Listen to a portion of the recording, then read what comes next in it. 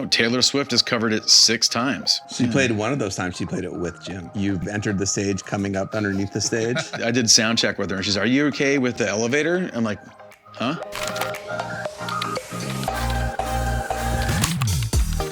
Hey everybody, we are Jimmy Eat World, and you're watching Setlist Insider. Our first gig in '94 of February 14th, unknown venue.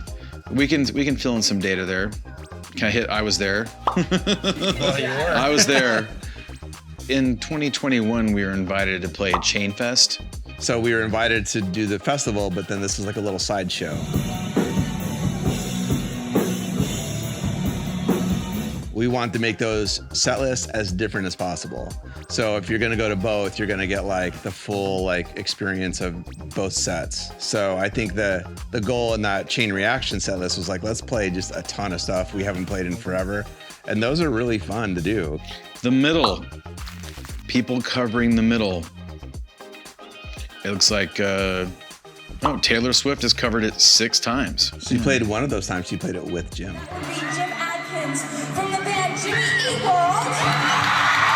Is that the first time and only time you've entered the stage coming up underneath, underneath the stage? Yeah. I've always wanted to do that. Yeah, no, it was funny. Like I did sound check with her, and she's, "Are you okay with the elevator?" I'm like, huh? The 12-year-old kid in me who got into music watching Headbangers Ball in the 80s, like, was really stoked.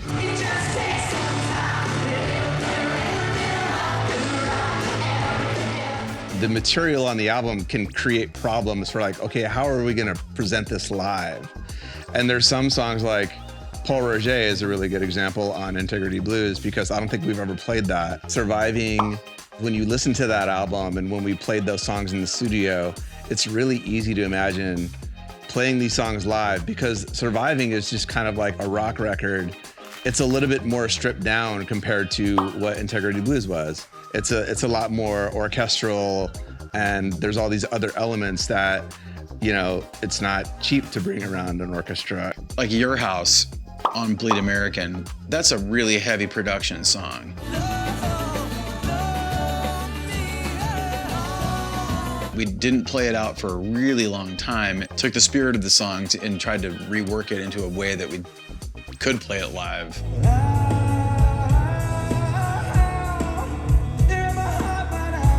Maybe Pol Roger is one of those songs eventually we'll get to. Also, like an orchestral arrangement fading in over as the band's performance fading out, being a major hook of the song. It's kind of like shooting ourselves in the foot for how we're gonna pull it off live as 4 dudes. With the Phoenix sessions, being that there was no audience. That was still in deep space lockdown.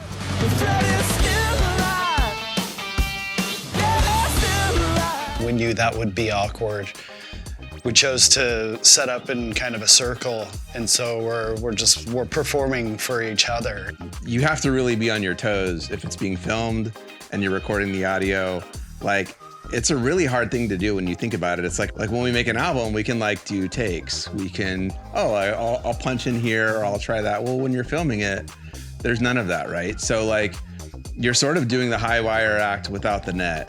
You know, like when you agree to run a marathon and then you're like, okay, I'm glad I did that, but I'm never doing that again. That might be one of those things. I was really proud of us, so we worked our ass off to get to that point where we did sound good. But it was really hard. I think it was a lot harder than we anticipated it being, but the end result was something we really feel good about. Well, that's it for now. If you want to check out any of the stats we've been referencing here, you can go to setlist.fm.